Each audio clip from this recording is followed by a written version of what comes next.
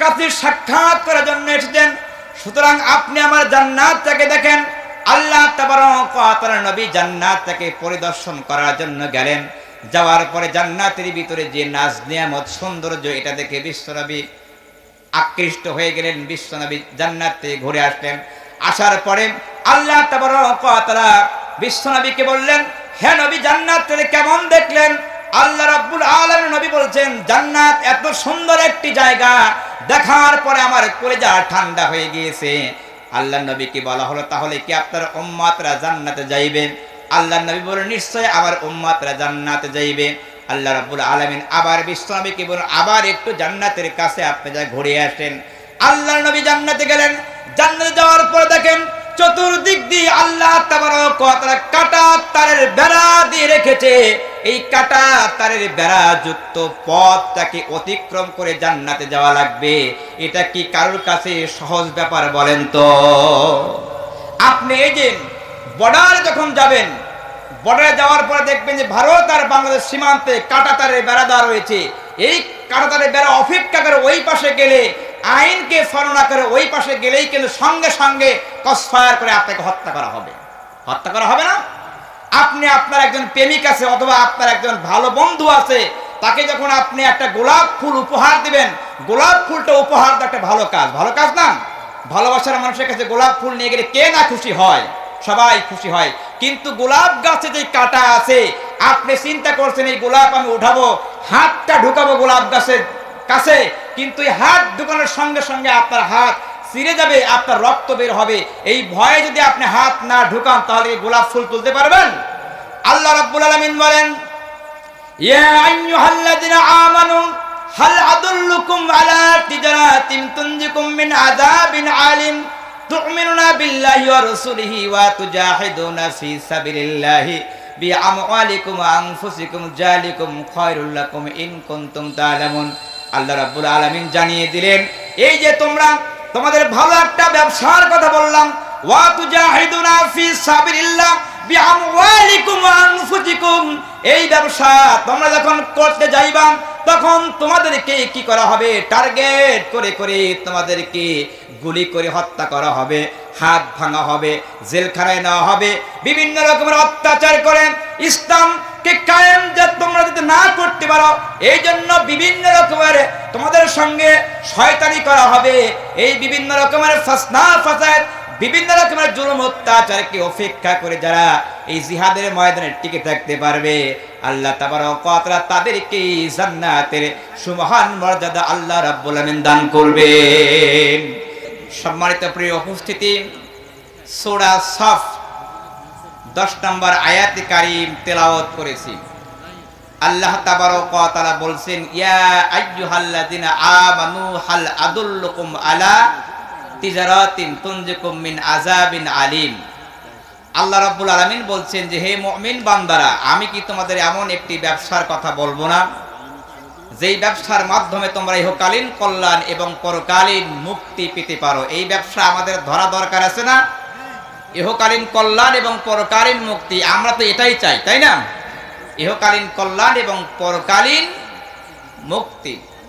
আল্লাহ তাবারক ওয়া তাআলা যেন আমাদের ইহকালীন কল্যাণ এবং পরকালীন মুক্তি দান করে, এজন্য আমরা আল্লাহর কাছে দোয়া করি, রব্বানা আতিনা ফিদ দুনিয়া হাসানাতা। ইহকালেও কল্যাণ, পরকালেও আমরা মুক্তি চাই। আল্লাহ তাবারক ওয়া তাআলা যেন আমাদেরকে ইহকালেও কল্যাণ এবং পরকালেও মুক্তি দান করেন। কিন্তু ইহকালীন কল্যাণ এবং পরকালীন মুক্তির জন্য আমাদের যেটা করতে হবে, আল্লাহ তাবারক ওয়া তাআলার বিধান অনুযায়ী এই পৃথিবীতে চলতে হবে। বিধান অনুযায়ী এই পৃথিবীতে না চললে ইহকালীন কল্যাণ এবং পরকালীন মুক্তি কোনটাই আশা করা যায় না। আল্লাহ রাব্বুল আলামিন কিয়ামতের ময়দানে আমাকে আপনাকে জিজ্ঞাসা করবে যে, তোমরা যে পৃথিবীতে নিজেকে মুসলমান বলে দাবি করেছো, আল্লাহ রাব্বুল আলামিন আমাদেরকে মুসলমান হিসেবে যে পৃথিবীতে পাঠিয়েছেন, আল্লাহ তাবারক ওয়া তাআলা বলেছেন, ইয়া আইয়ুহাল্লাযিনা আমানু, আল্লাহ তাবারক ওয়া তাআলা যে আমাদেরকে ঈমানদার হিসেবে পৃথিবীতে প্রেরণ করেছেন, এই ঈমানদার হয়ে পৃথিবী থেকে আমরা পরলোক গমন করতে পারলেই কিন্তু আমাদের জন্য ইহকালীন কল্যাণ এবং পরকালীন মুক্তি। কোরআনে কারিমের প্রথম সূরা ফাতিহার পরে প্রথম সূরার নাম হলো সূরাতুল বাকারা। সূরাতুল বাকারা, বাকারা শব্দের অর্থ হলো গাভী। বাকারা শব্দের অর্থ গাভী। কোরআনে কারিমের সর্বশেষ সূরা যেটা, তার নাম হলো সূরাতুন নাস। সূরাতুন নাস, নাস শব্দের অর্থ হলো মানুষ। প্রথমে আল্লাহ রাব্বুল আলামিন গাভী দিয়ে শুরু করলেন, এরপরে মহান রব্বুল আলামিন নাস মানুষ দিয়ে আল্লাহ তাবারক ওয়া তাআলা শেষ করলেন। আল্লাহ রাব্বুল আলামিন এখানে বোঝাইতে চেয়েছেন যে যখন মানুষ কোরআন ধরে নাই অথবা ধরার জন্য প্রস্তুতি গ্রহণ করছে, ধরার আগ মুহূর্ত পর্যন্ত মানুষ তিনি নিজেকে মানুষ বলেও সমাজে প্রচার করলে সত্যিকার অর্থে সে মানুষ হতে পারে নাই। আমরা একজন মানুষ যখন তার সন্তান জন্মগ্রহণ করে, সন্তান জন্ম দেয়, তখন আমরা কি বলি যে এই তোমার ছেলেটাকে মানুষের মতো মানুষ তৈরি করে, এটা বলি না? আচ্ছা বলেন তো, গরু ছাগল ইত্যাদি প্রাণী যখন তার সন্তান জন্ম দেয় তখন কি কেউ গরু ছাগলরে বলে যে এই গরু ছাগলরে গরু ছাগলের মতো মানুষ করে, এটাকে কেউ বলেন? কিন্তু মানুষরে বলে মানুষের মতো মানুষ হিসেবে গড়ে তুলতে। এজন্য আল্লাহ তাবারক ওয়া তাআলা আমাদেরকে জানিয়ে দিলেন যে তোমরা হলো প্রথম যারা কোরআন ধরনি, কোরআন না ধরার কারণে তোমরা ছিলা হলো বিভিন্ন জন্তু। কোরআন যখন ধরলা, এই কোরআনের সূরা বাকারা থেকে তেলাওয়াত করে যখন একেবারে সূরাতুন নাস পর্যন্ত গেলা, তখন তোমরা সম্পূর্ণ রূপে একজন মানুষ হয়ে তোমরা একেবারে মানুষের যে আচার আখলাক চরিত্র এগুলো তোমরা তোমাদের ভিতরে আল্লাহ তাবারক ওয়া তাআলা অটোমেটিক তোমাদের ভিতরে দান করে দিবে এবং তোমরা মানুষ হিসাবে আল্লাহ রাব্বুল আলামিনের কাছে তোমরা পৌঁছাবে। এজন্য আমরা যারা কোরআন ধরেছি তারা আল্লাহ তাবারক ওয়া তাআলার এই কোরআনের বিধান যেটা আছে এটাই মানবো, এর বাহিরে কোনো বিধান মানার মতো অপশন আমাদের নাই, ঠিক কিনা? আল্লাহ রাব্বুল আলামিন এই পবিত্র কোরআনে কারিমের বিধান মানার জন্য সুযোগ দান করেন। কোরআন হলো একটা নূর। কোরআন কি? নূর। আল্লাহ তাবারক ওয়া তাআলা এই কোরআনকে নূর হিসেবে আল্লাহ রাব্বুল আলামিন এই পৃথিবীতে আল্লাহ তাবারক ওয়া তাআলা নাজিল করে দিয়েছেন। আপনাকে যখন আমাবস্যা রাত ঘুটঘুটে অন্ধকার, এই আমাবস্যা রাত ঘুটঘুটে অন্ধকারে যখন আপনাকে বলা হবে যে আপনার হাতে হারিকেন নাই, আপনার হাতে লাঠি নাই, আপনি একটা এলাকা পরিদর্শন করেন অথবা এক জায়গায় থেকে আরেক জায়গায় আপনি যান, আপনি তখন বলবেন যে আমার হাতে হারিকেন আর লাঠি না থাকার কারণে সাপ অথবা বিভিন্ন জন্তুর আক্রমণ আপনার উপর হতে পারে। সুতরাং অন্ধকারে কোনো মানুষ কোনো জায়গায় যাওয়ার জন্য প্রস্তুতি গ্রহণ করে না। আল্লাহ রাব্বুল আলামিন আমাদেরকে এই কোরআন দিয়েছেন। কোরআন দেওয়ার অর্থ হলো আল্লাহ তাবারক ওয়া তাআলা বলছেন লিতুখরিজান নাস ইলাজ যুলুমাতি ইলান নূর। আমি এমন একটি নূর দিলাম যেই নূরের আলোতে তোমরা পৃথিবীতে চলাফেরা করবা, একেবারে তোমাদের পথ অন্ধকার পথকে তোমরা অতিক্রম করবে। যখন কোরআন তোমাদের সঙ্গে থাকবে তখন তোমরা আলোর পথ নিয়ে পৃথিবীতে চলতে পারবে। সম্মানিত প্রিয় উপস্থিতি, আল্লাহ তাবারক ওয়া তাআলা আমাদেরকে মুমিন হিসাবে আল্লাহ রাব্বুল আলামিন এই পৃথিবীতে প্রেরণ করেছেন। আল্লাহ তাবারক ওয়া তাআলা কোরআনে কারিমের ভিতরে বলেছেন যারা মুমিন তাদের ভালো কাজের জন্য তাদের অন্তরের ভিতরে কম্পন সৃষ্টি হয়। কি সৃষ্টি হয়? কম্পন সৃষ্টি হয়।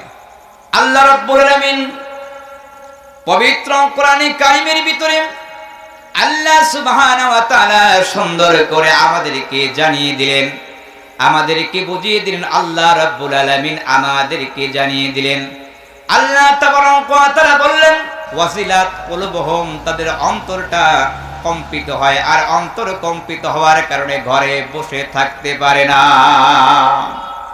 আল্লাহ রাব্বুল আলামিন বলেন যারা মুমিন, ইন্নামাল মুমিনুনা আল্লাযীনা ইযা যুকিরাল্লাহু ওয়াজিলাত কুলুবুহুম, যারা মুমিন তারা ঘরে বসে থাকতে পারবে না, অন্তরটা কম্পিত হবে। আর অন্তর কম্পিত হওয়ার সঙ্গে সঙ্গে ওই ব্যক্তি সালাতুল ফজর নামাজ, ওই ব্যক্তি পবিত্র মাহে রমজান রোজা পালন করবে। আর যার অন্তর কম্পিত হবে না সে মুমিন হতে পারে না। ওই ব্যক্তি মুমিন যে ব্যক্তির অন্তর কম্পিত হয়, যেই ব্যক্তি আল্লাহ রাব্বুল আলামিনের কথা শোনা মাত্র তাদের অন্তরের ভিতরে ছটফট করে, তারা চিন্তা করে কখন যাব। আল্লাহ তাবারক ওয়া তাআলা আমাদেরকে ডেকেছেন তার কাজের জন্য, যার কারণে ঘরে বসে থাকার মতো কোনো অবস্থা আল্লাহ রাব্বুল আলামিন কারোর জন্য রেখে দেন না। আল্লাহ তাআলা বলেন মুমিনদের জন্য আমি আল্লাহ রাব্বুল আলামিন বলেছি ওয়াল আকিবাতু লিল মুত্তাকিন, পরিমাণে চূড়ান্ত কল্যাণ হবে কিয়ামতের ময়দানে মুত্তাকিদের জন্য। কার জন্য? মুত্তাকিদের জন্য। কিয়ামতের ময়দানে আল্লাহ রাব্বুল আলামিন মুত্তাকি ছাড়া কিয়ামতের ময়দানে কারোর ব্যাপারে মহান রব্বুল আলামিন তিনি একেবারে সহনশীল আচরণ করবেন না। আল্লাহ রাব্বুল আলামিন কিয়ামতের ময়দানে যারা কেবল ওয়ালাকিবাতুল মুত্তাকিন পরিমাণে চূড়ান্ত কল্যাণ যার হবে মহান রব্বুল আলামিন তার পক্ষে কিয়ামতের ময়দানে আল্লাহ তাবারক ওয়া তাআলা বিশ্বনবীর মাধ্যমে তার জন্য মহান রব্বুল আলামিন জান্নাতের ব্যবস্থা করে দিবে।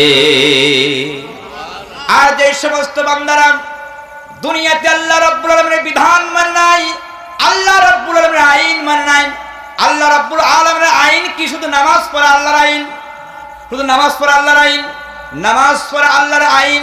হ্যাঁ, এর সঙ্গে আরো আল্লাহ রাব্বুল আলামিন নামাজ পড়ার জন্য আল্লাহ যেরকম আইন দিয়েছেন, মাহে রমজান রোজা রাখা যেরকম আল্লাহ তাবারক ওয়া তাআলা আইন দিয়েছে, কিন্তু আপনারা আমরা লক্ষ্য করে দেখি কিন্তু এই মাহে রমজান মাস আমাদের সামনে আসার পরেও অনেক মুসলমান তারা রমজান মাসের রোজা না রেখে তারা ঘরে কালো কাপড় টানিয়ে, দোকানে কালো কাপড় টানিয়ে তারা অবাধে তারা হারাম ব্যবসা চালিয়ে গেছে।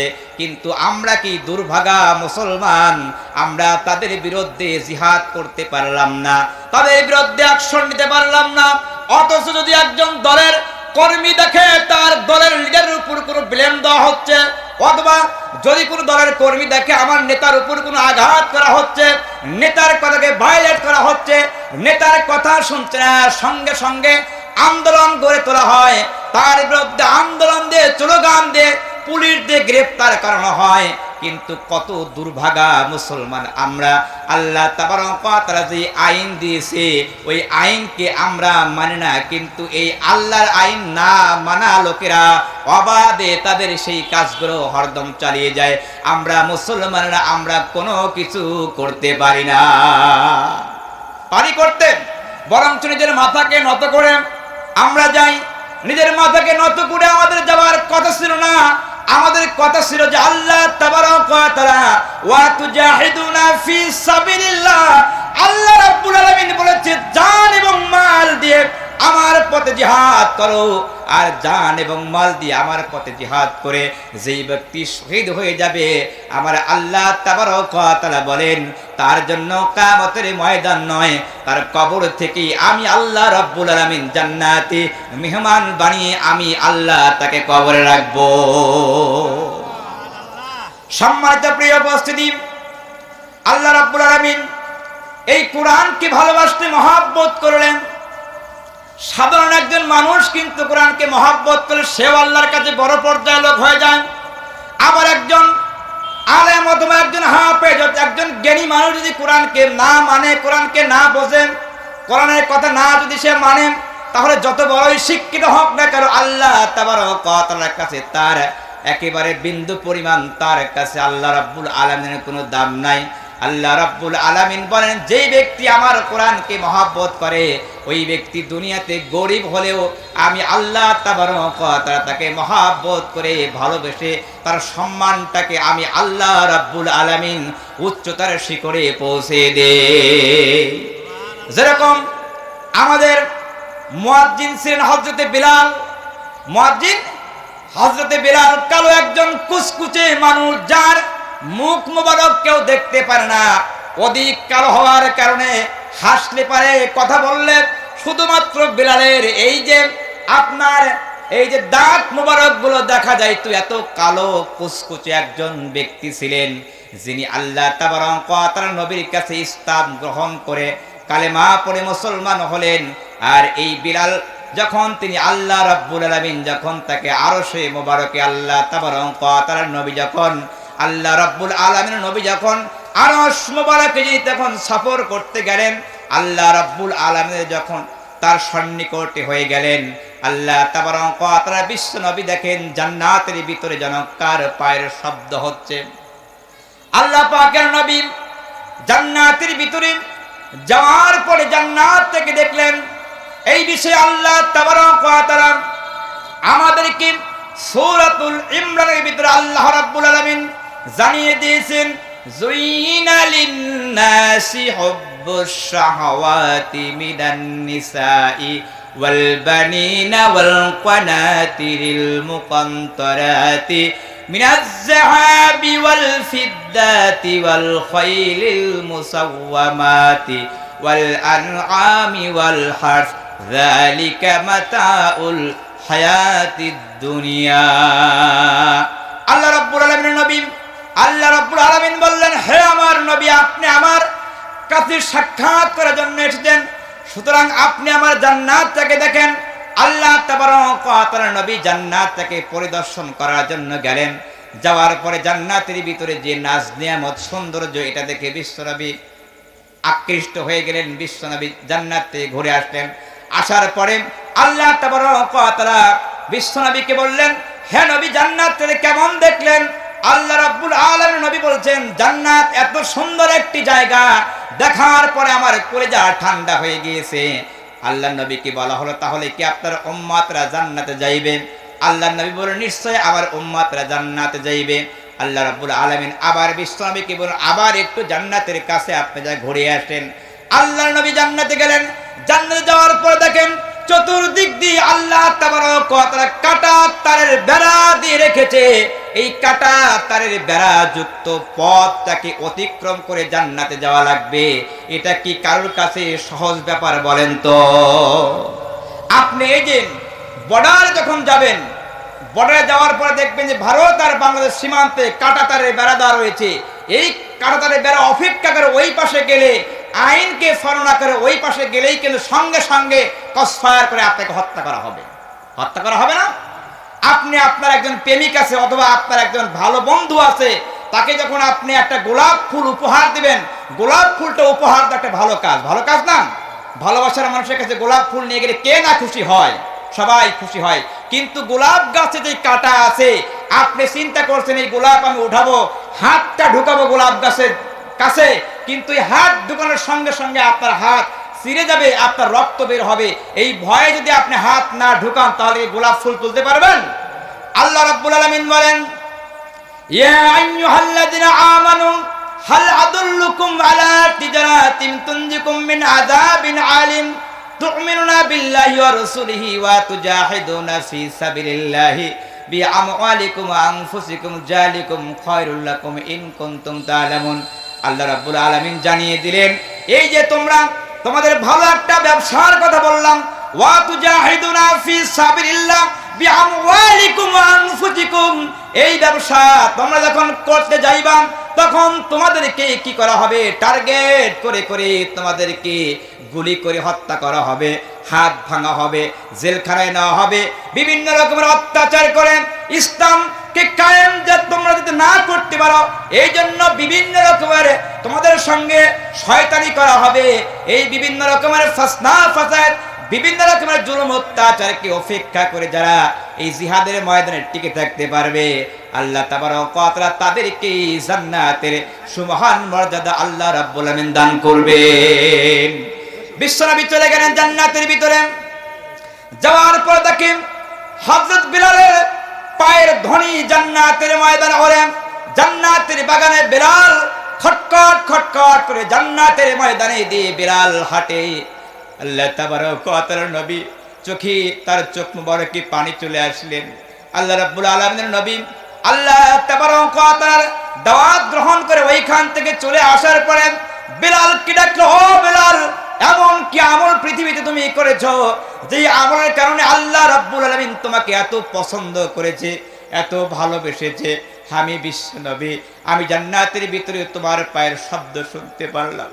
আল্লাহ রাব্বুল আলামিনের নবী যখন বলেন, হযরত বিলাল বলে, ইয়া রাসূলুল্লাহ, ইয়া হাবিবাল্লাহ, আমি একজন হাবশী গোলাম, আমার চেহারা সুন্দর না, আমার আজান দিয়ে আমার মুখ দিয়ে যে শব্দগুলো বের হয় এটাও শুদ্ধভাবে বের হয় না, আমি ভালোভাবে আজান দিতে পারি না, কথা বলতে পারি না, আমার মতো গুনাহগার জান্নাতের বাগানে যাইতে পারবে?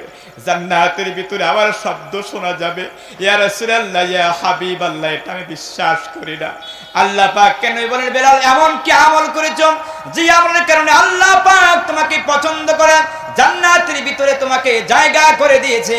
আল্লাহ রাব্বুল আলামিন নবী যখন বললেন, বেলাল বলেন, ইয়া রাসূলুল্লাহ, ইয়া হাবিবাল্লাহ, কোন একদিন মসজিদের ভিতরে আপনি বলেছিলেন ওযু করার পরে মসজিদে ঢোকার সঙ্গে সঙ্গে 2 রাকাত মসজিদের হক আদায় যে ব্যক্তি করবে, আল্লাহ রাব্বুল আলামিন তাকে জান্নাতে আগে পৌঁছায় দিবে।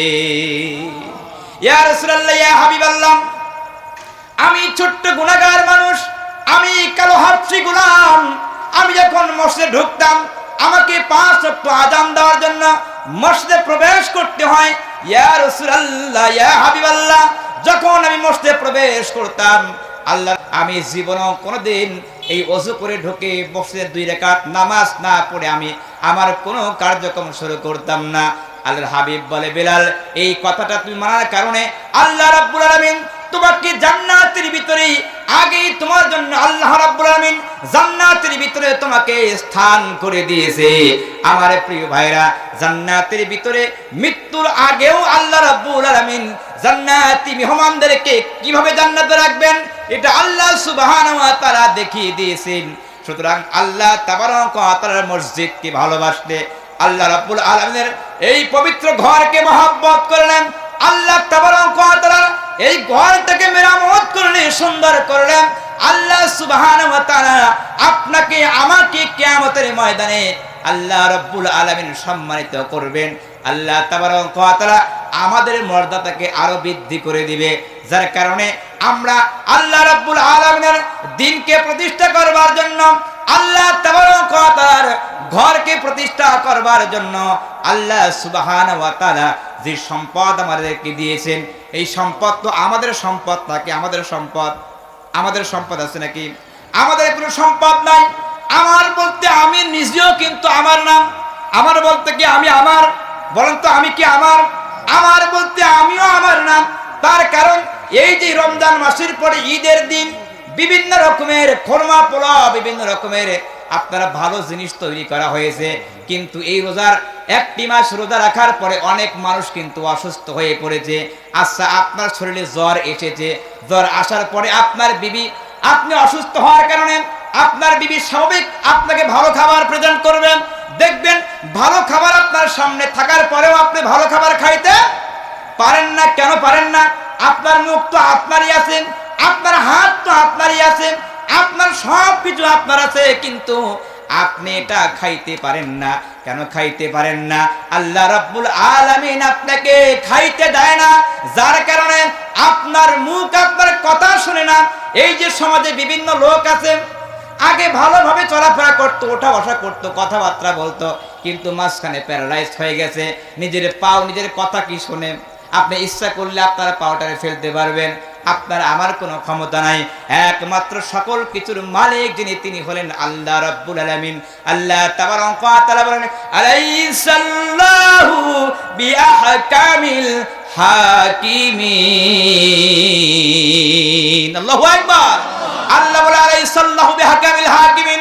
ও পৃথিবীর বান্দারা, পৃথিবীর মাখলুকেরা, তোমরা জানো না আলাইসাল্লাহু বিআহকামিল হাকিমিন, আমি পুরা পৃথিবীর মালিক। আমি এমন একজন মালিক, আমার কথা ছাড়া পৃথিবীর বুকে একটি শিশির কণাও, আমার হুকুম ছাড়া পৃথিবীতে এক বিন্দু পরিমাণ শিশির কণাও পৃথিবীতে পড়ে না। তোমরা এমন ক্ষমতার অধিকারী হয়েছো, তোমাদের কথা পৃথিবীর কেউ শুনে না। আমি আল্লাহ যা বলবো, আমি আল্লাহর সমস্ত কথা অক্ষরে অক্ষরে পালন করবে পৃথিবীর সমস্ত মাখলুক, কিন্তু তোমরা কিছুই করতে পারবে না। আমার প্রিয় উপস্থিতি, এই যে আপনাদের এত সুন্দর একটা ইরি ধানের আবাদ এখন হচ্ছে, আপনারা চিন্তা করবেন যে ইরি ধানের আবাদ হচ্ছে, এটা ঘরে নিয়ে আসবেন, কিন্তু আল্লাহ যদি আপনাকে না নেওয়ার মতো ক্ষমতা দেয়, আমার আপনার পক্ষে সম্ভব? আমার আপনার পক্ষে সম্ভব না। আমরা জানি যে অনেক দিন আগের ঘটনা, হয়তো মাইকের আওয়াজ ওই দিকেও যাচ্ছে। এই যে আমাদের পাশেই প্রতাপ বনমালী, আপনারা ঘটনাটা জানেন, কিন্তু হঠাৎ করে দেখবেন একটা ঘূর্ণিঝড়ের মতো বায়ুকুরানি এসে একজনের পুরা একবারে ঘর সহ একেবারে পাকড়াও করে নিয়ে গেল। আমি চিন্তা করব, হয়তো আমি 100 মণ ধান গোড়ায় মজুত করেছি, এটা আমার আর কেউ দিতে পারবে না, আর বৃষ্টি হবে না, বৃষ্টি না হওয়ার কারণে আমার ধানটা হেফাজত থাকবে। কিন্তু আল্লাহ যে চিন্তা করে, তোর ধানটা গোলায় তুলেছিস, ঠিক আছে, এমন অসুখ তোকে দিব, ওই অসুস্থতার কারণে 100 মণ ধান বিক্রি করেও আপনার সমস্যার সমাধান হবে না। আপনার জমি বিক্রি করতে হবে, বাড়ি বিক্রি করতে হবে, এরকম অনেক কিছু বিক্রি করেও আপনার আমার পক্ষে সম্ভব নয়। একমাত্র আল্লাহ চাইলে আমরা এটা করতে পারবো, আল্লাহ না চাইলে আমরা কেউ কিছু করতে পারবো না। এজন্য সূরা বাকারার ভিতরে আল্লাহ রাব্বুল আলামিন বলেছেন, আমিম্মা রাযাকনাহুম ইউনফিকুন, আমার দেওয়া সম্পদ থেকে আমার পথে ব্যয় করো, আর আমার পথে ব্যয় করলে আমি আল্লাহ খুশি হয়ে তোমাদেরকে আমি আল্লাহ উচ্চ মর্যাদা দান করব। তাবুকের যুদ্ধের কাহিনী বলছি। হযরত আবু বকর বিশ্বনবীর সাহাবী, তাবুক যুদ্ধের সময় বিশ্বনবী বললেন, ও আমার সাহাবীরা, তোমাদের কার কি আছে, এই যুদ্ধের জন্য তোমরা সমস্ত কিছু দান করো। সমস্ত সাহাবী ওসমান, আলী এবং সমস্ত সাহাবী যার যে পরিমাণ সম্পদ ছিল এগুলো নিয়ে আসলো। নিয়ে আসার পরে একটা স্তূপ করা হলো, এক জায়গায় গাদি করা হলো, স্তূপ করা হলো। আল্লাহ তাবারক ওয়া তাআলার বিশ্বনবীর সাহাবী আবু বকর রাদিয়াল্লাহু তাআলা একটা সেরা ব্যাগে সামান্য পরিমাণ ময়দা নিয়ে আসেন। এর আগে আবু বকর রাদিয়াল্লাহু তাআলা তার যে আগের যুগে যে আপনার ওই যে খেজুর গাছের যে বাকল আছে, খেজুর গাছের যে ডাল আছে, এটা দিয়ে ঘর ছাউনি করা হতো।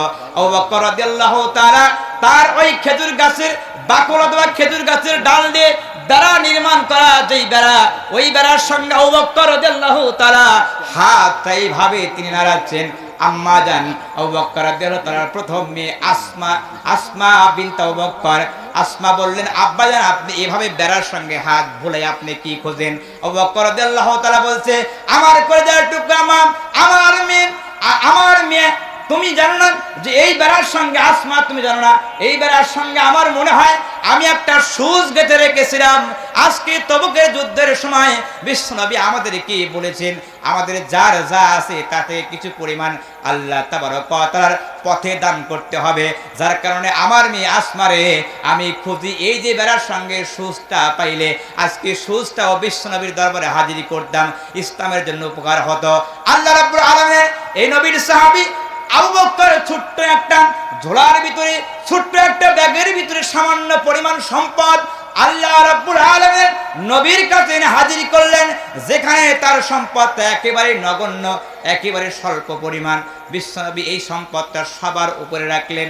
আবু বকর একটু মাইন্ড করলো কেন জানেন? আবু বকর মনে করলো আমার সম্পদটা কম, এই সম্পদ সমস্ত সম্পদের মধ্যে মিশিয়ে ফেলে দিলে কেউ জানতোই না যে আমি অল্প দান করেছি। কিন্তু আল্লাহর নবী তা করলেন না। আল্লাহর নবী আমার সম্পদের উপরে রাখলেন। সকল সাহাবী দেখবে আবু বকর দান করতে পারে নাই, আবু বকর সামান্য পরিমাণ দান করেছে।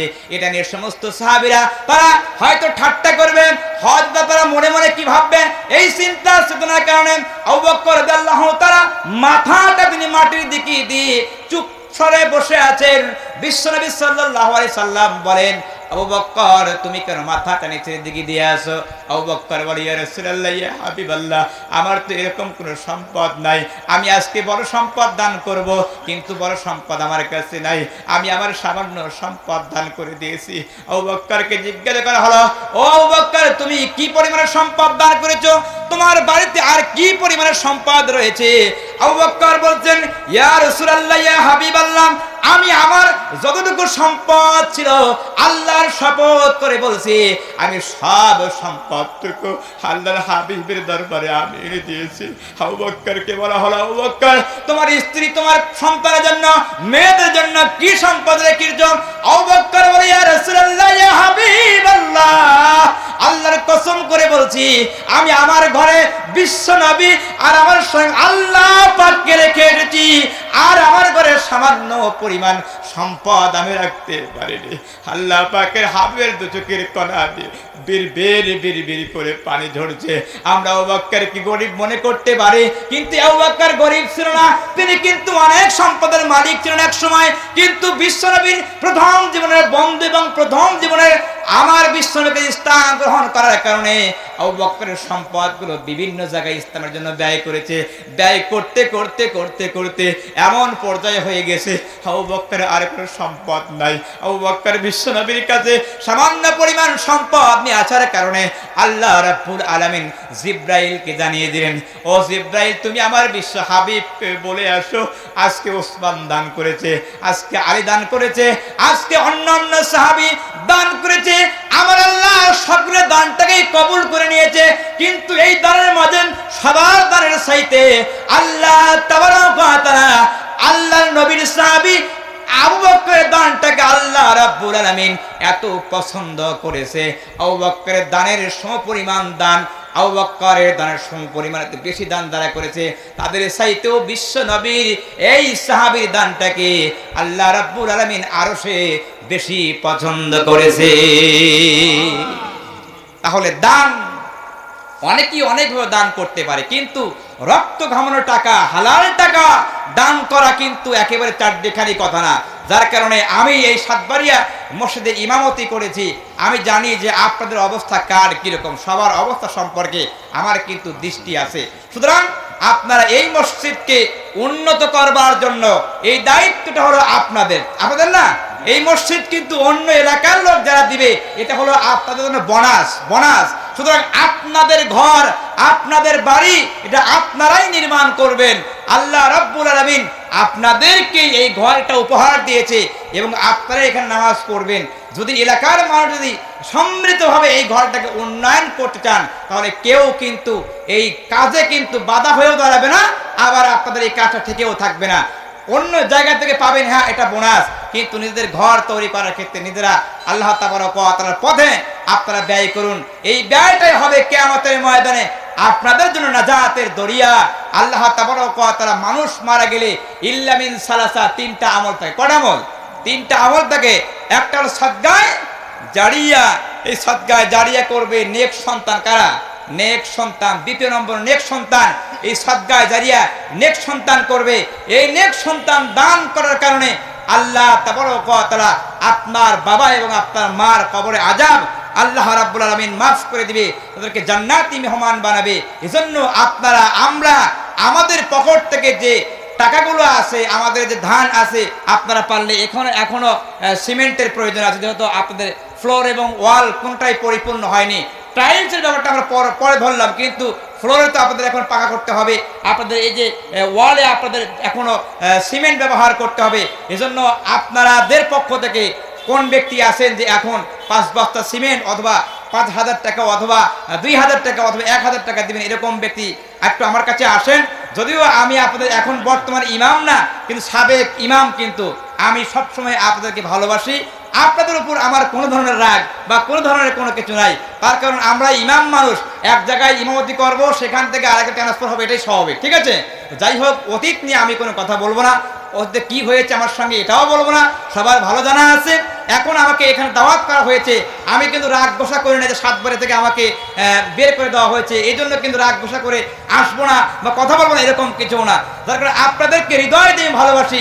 প্রথম আমার জীবনে, প্রথম লাইফে, প্রথম ইমামতি আমি সাতবাড়িয়া শুরু করেছি। যার কারণে আপনাদের সাথে আমার এখনো আপনাদের প্রতি ভালোবাসা আছে, আন্তরিকতা আছে। আল্লাহ তাবারক ওয়া তাআলার এই পবিত্র ঘরের জন্য কোন ব্যক্তি আছেন যে হুজুর আপনি আমাদের পুরাতন ইমাম সাহেব, আপনার কাছে আমরা 1,000 টাকা অথবা 500 টাকা অথবা 1 মণ ধান অথবা বিভিন্ন রকমের দান যেটা করতে পারেন, আল্লাহ